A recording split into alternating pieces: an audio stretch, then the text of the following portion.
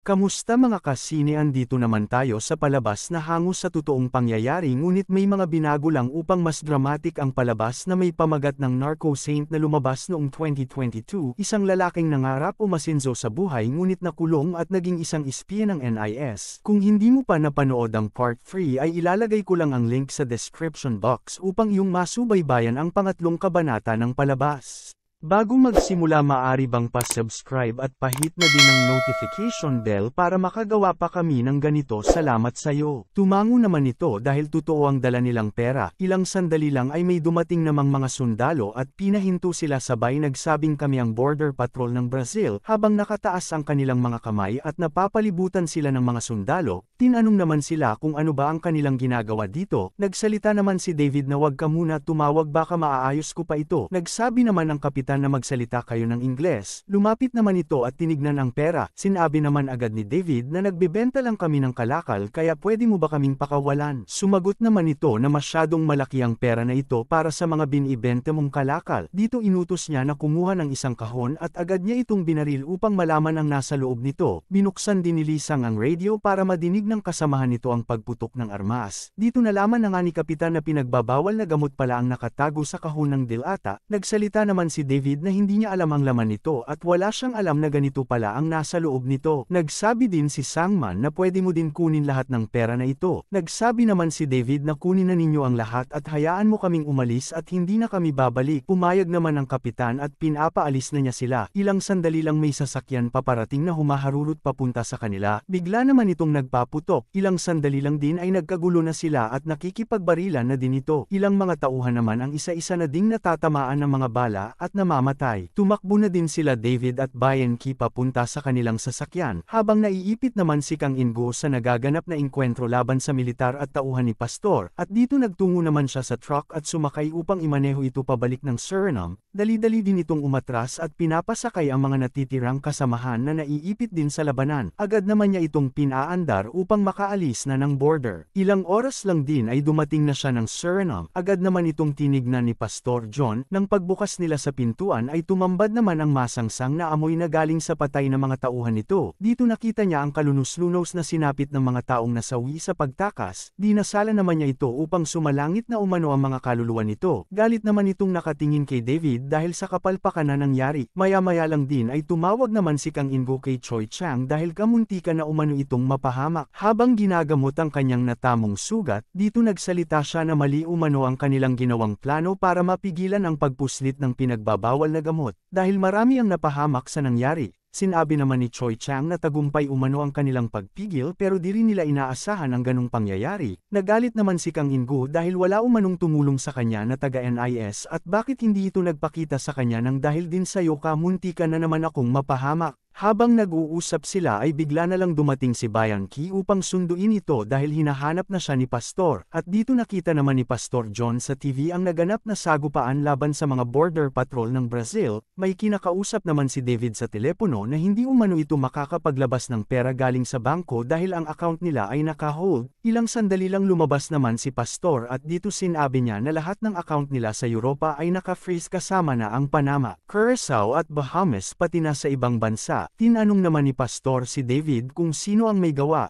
Dito sinagot niya na maaring taga-Interpol ang gumawa nito nang dahil sa naganap na sagupaan sa border ng Brazil. Sinabi din niya nang dahil siguro sa mga miyembro ng simbahan na nahuli at pinaamin nila kung sino ang may-ari ng mga coke na yun kaya na-hold ang account natin. Galit namang nagpahiwatig si Pastor sa nangyari sa kanilang shipment. Dito sinabi niya bakit sa gitna ng kagubatan lumabas bigla ang mga sundalo at alam nila ang nangyayaring transaksyon. May nasapian ba ng demonyo dito at kung kaya nagkaganon ang ating unang pagbebenta, ngayon naka-freeze na lahat ng account ko. Alam kong may lumalabag sa kalooban ng Diyos dito. Ilang sandali lang din ay bigla na lang dumating si Kang Ingo, at dito nagsalita siya na ayos lang umano ito. Tinanong din niya kung sino ba ang mananagot sa pumalpak na transaksyon. Sinabi din niya na nagalit si Sangman dahil nawalan nito ng malaking pera at produkto na nagkakahalaga ng 20 bilyon won. Nagalit naman si Byoen dahil wala umano itong respeto kay Pastor. Agad naman itong huminto nang sinabihan siya ni Pastor. Sinabi naman nito na titignan na niya kung sino ang naglalaglag sa kanila. Nagsalita naman si Kang Ingo na mas mabuti kung ihinto na lang nila ang pakikipagnegosyo sa kanya dahil di daw sila nagkakasundo nito. Dito binanggit ni Pastor na yung schedule at lokasyon ay alam niya. Dumipensa naman ito at sinabi na ako lang ang gumawa ng paraan upang sagipin ang natitirang mga epektos. Pinaliwanag din niya na habang may nagaganap na pag-aariglo ay may bigla na lang nag-walkie-talkie kaya nagsimula ang gulo. Hindi mo ba ako naiintindihan? Sumagot naman si Pastor na hindi na kailangan ang ganyang pahiwatig dahil alam ko kung tao o demonyo ang kausap ko. Agad naman niyang tinignan sa muka isa-isa ang kanyang mga tauhan, at nagsabi din siya kung sino man ang mga traidor sa mga tauhan ko ay nakatitig ang mga mata ko sa inyo. Kaya maging tapat kayo sa akin. Agad naman niyang sinabi kay Kang In-gu na mag-usap silang dalawa sa labas. Dito nagpasalamat si Pastor sa nagawa niyang pagsagip sa natitirang pinagbabawal na gamot. Sinabi din ni Kang In-gu na wala na siyang ibang paraan dahil nakataya na ang kanyang buhay at pera kaya yun ang ginawa niya. Napahanga naman si Pastor sa kanyang katapangan. Kinabukasan nag-usap sila ni Choi Chang upang ibalita ang pinag-usapan nila ni Pastor tungkol sa negosyo at ang pagbitaw sa kasunduan ngunit tumanggi umano si Pastor. Sinabi din ni Choi Chang na pilitin natin makapasok siya sa US market, agad naman silang nagkasundo sa plano nila. Inutos naman niya sa kanyang kasamahan na i-wiretrap ang phone ni Kang In-gu upang malaman ang pinag-usapan nila ni Pastor John. Kalaunan bumiyahe na nga sila Pastor pa tungo sa bahay ng presidente ng Suriname upang ipakilala si Kang In-gu. Pagpasok pa lang makikita na ang larawan ni Pastor at Pangulo, agad naman binati sila ng presidente. Pinakilala naman si Kang In-gu ni Pastor John sa Pangulo, at dito tinanong siya ng Pangulo kung ano ang mga negosyo niya sa Korea. Tumugon naman ito na may karaoke bar siya doon. Sinabi naman ni Pastor na may malaking entertainment company ito sa US Army sa Korea, at may share din siya sa Samsung Electronics sa buong Amerika. Natuwa naman ang presidente at kinamayan ito. Sinabi din ni Kang In-gu na nagtatrabaho siya dati sa Hyundai Motor ng 10 taon. Kung gusto niyang bumili ng sasakyan ay tawagan umano ito. Agad naman siyang kinamayan ulit at nagpakuha ng larawan. Dito niyaya silang umupo at pinag-usapan ang kaguluhan sa nangyari sa Brazil. Humingi na naman ng pabor si Pastor. Tumugon naman ang Pangulo na ang Brazil ay pinipilit kaming isumbong kung sino ang sangkot sa engkwentro. Sumagot naman si Pastor, paano kung ang mga tauhan ni Chin Shen ang ipadala mo? At dito pinakita ni Kang In-gu ang laman ng kahon na naglalaman ng malaking pera. Sinabi ni Pastor na magkaibigan naman tayo kaya magbubukas tayo ng malaking negosyo. Natuwa naman ang Pangulo at sinabi na ito ang paborito kong mansanas kaya may gantimpala ang pagkakaibigan natin. Habang papauwi na sila nagsalita si Pastor na napakatamad na ng Pangulo gumalaw kasi dati mabilis ito kumilos noong bago pa ito. Kahit pamaliit lang ang suhol noon ay gumagalaw agad ito. Ngayon kahit malaki na mas lalong bumagal. Pinagmamayabang din ni Pastor na siya ang nagpapatakbo ng ekonomiya sa Suriname dahil 3 sa 4 na tao dito ay sangkot sa kalakalan ng binagbabawal na gamot. Kaya yung tinatawag nilang Pangulo napakatanga at walang kwentang tao dahil walang ibang iniisip kundi ang suhol lang. Nagtanong naman si Kang In-gu kung bakit siya pinakilala sa presidente. Dito sumagot si Pastor na para sa kanilang pag-unlad. Sabay sabi na sisiguraduhin niyang mahuli ang daga sa organisasyon. Tumugon naman si Kang In-gu na nakakaduda si Bayan Ke pero mas kahina-hinala din si David dahil sa kanyang galaw. Habang nag-uusap sila nakikinig naman si Choi Chang sa kanilang pinag-usapan. Maya-maya nakarating na din sila sa isang lugar na pag-aari ng presidente. Habang naglalakad sila ay minungkahi naman ni Pastor John na ni isa sa kanyang mga tauhan ay wala siyang nakikitang pwedeng maging kapartner niya sa negosyo. Kalaunan nakarating na nga sila kung saan tanaw nila ang malawak na lupain ng presidente na may pananim na binagbabawal na gamot. Dito pinaliwanag ni Pastor na ang planta kung saan dumadaloy ang tubig papunta sa Atlantic Ocean ay sinadya nilang gawin. Tinuro din niya kung saan nakatanim ang cocoa leaves. Sinabi din niya na pag nagawa na itong planta na ito ay hindi na tayo magmamakaawa kumuha sa Colombian. Tinanong din na Kang In-gu na lahat ba ng produkto ay dito gagawin. Sumagot naman si Pastor na oo. At kung gagalingan mo ang pag-export papuntang Korea ay mabubuo na ang kaharian. Sa ngayon kailangan pa ito ng mga 3 taon para matapos dahil kulang pa ito sa kagamitan, at kung may tatayo na ito ay gusto kitang gawing Director General, at ikaw ang magiging kanang kamay ko para sa operasyon.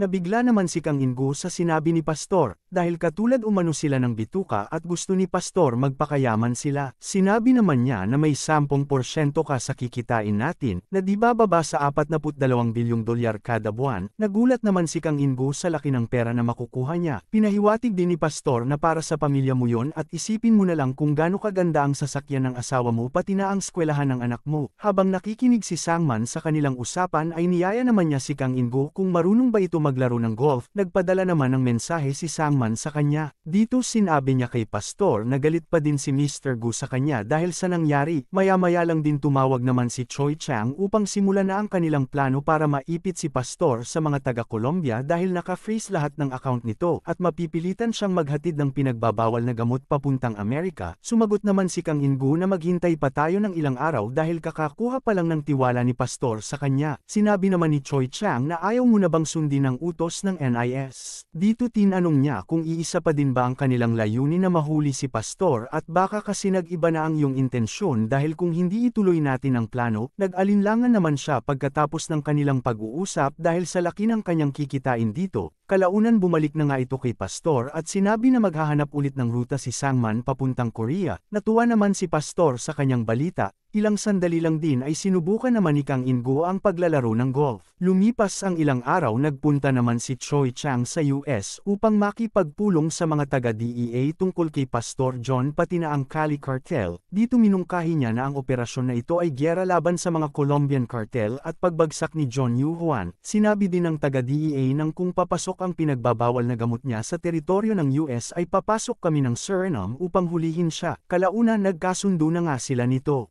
Habang nasa bansang US at sa lungsod ng Washington DC ay bigla namang tumawag si Kang In-gu sa kanya. Sinabi nito na pwede ba silang mag-usap, agad naman siyang tumanggi dahil may gagawin pa umano ito. Bigla ding sumingit si Pastor at nagsalita kung may alam na ba siyang ruta para sa kontrabando. Hindi naman agad sumagot si Sangman at naghuhugas pa ito ng kamay. Tila parang iniinis niya si Pastor. Dito tumugon naman siya na ipadala mo sa Puerto Rico ang epektos. Pinaliwanag naman niya na may cargo ship sa Suriname na dadaan at isasakay mo doon papuntang Puerto Rico. Dahil may aalis na eroplano sa susunod na linggo patungo sa Korea diretsyo ng US base, kaya kailangan nating madaliin ito upang may sakay sa eroplano. Bigla namang binulungan ni David si Pastor, kaya nag-iba ang ugali ni Pastor sabay sinabi na ang Puerto Rico ay teritoryo ng Amerika. Sinabi naman niya na kung magpapasok tayo ng pinagbabawal na gamot ay magkakaproblema tayo sa US at hindi mo yan malulusutan. Tinanong naman niya kung alam ba niya ito. Sumagot naman si Kang In-gu na hindi muna kailangan magkaila kaya ipaliwanag mo na lang ng maayos. Dito pinaliwanag niya sa kanila ang tungkol sa naganap na laro noong isang taon sa isang match ng dalawang kupunan. Sa larong baseball game laban sa Puerto Rico at Amerika kung saan tinalo ng Amerika ang bansang Puerto Rico, kaya sinabi niyang magkaalyansa lang sila nito at hindi magkasama dahil iba pa din ang kanilang gobyerno. Naintindihan umano ni Pastor ang kanyang sinabi kaya kinuha niya ang telepono at kinausap ulit ito. Dito minungkahi ni Pastor kung pwede siyang maghanap ng ibang ruta dahil mas delikado umano ang kanilang tatahakin na daan. Bigla namang nagalit si Sangman dahil sila umano ang dahilan kaya pumalpak ang kanilang unang deal, at sinabi niya na kayo ang maglinis ng kalat ninyo kasi may isang buwan na lang tayo para mapadala na ang coke sa Korea. Hindi naman nagastuhan ni Pastor ang tunaw ng pananalita ni Sangman dahil nagmumura na umano ito. Bigla namang nagsalita si Kang In-gu at pilit siyang pinapakalma nito. Kalauna nagalit na din si Pastor at sinabihan ng masasamang salita. Agad din niyang pinatay ang telepono sabay sabi na tapusin na natin ang deal. Habang nakikinig ang isang official ng NIS ay pinuri naman siya nito dahil sa husay ng kanyang ginawa. Pagkagabi tumawag si Kang In-gu upang sabihin na palpak ang kanilang plano na may hatid sa Puerto Rico ang mga coke. Dito sumagot si Choi Chang na wala na siyang ibang pagbabagsakan dahil napag-aralan na namin ang kanyang mga galaw. Bigla namang napansin ni Kang In-gu ang batang babae na basang-basa sa ulan. Nagtanong naman ang bata kung kasali ba siya sa kanilang simbahan. Sumagot naman siya na hindi ako kasali ng simbahan ninyo, andito ako para sa negosyo. Tinanong siya ulit kung pwede ba siyang iligtas nito dahil gusto na niyang umuwi sa kanilang bahay. Maya-maya lang may bigla namang dumating at pinagalitan ito sabay kinuha ang bata. Nag-usap naman sila ulit ni Choi Chang upang sabihin na tapusin na lang si Pastor upang hindi na tumagal ng ganito. Minungkahi naman ni Choi Chang na walang autorisasyon ng NIS para kitilin ang kanyang buhay dahil kailangan niyang humarap sa korte. Kinabukasan habang kumakain si Pastor lumapit naman si David upang iulat na hindi mauubos ang kanilang coke sa isang buwan dahil aabutin ito ng isang taon kahit paibenta natin lahat sa Europa. Nakikinig naman sila Sangman at natuwa sa sinabi ni Pastor dahil dito mapipilitan ulit silang maghatid ng pinagbabawal na gamot sa Puerto Rico. Mula sa bintana nakita naman ni Kang In-gu ang pag-alis ni Pastor. Dito sinundan niya at nakita niya nga ang sasakyan pumasok ng Chinatown. Nagulat naman ito dahil nakita niyang kinamayan niya si Chen Shen.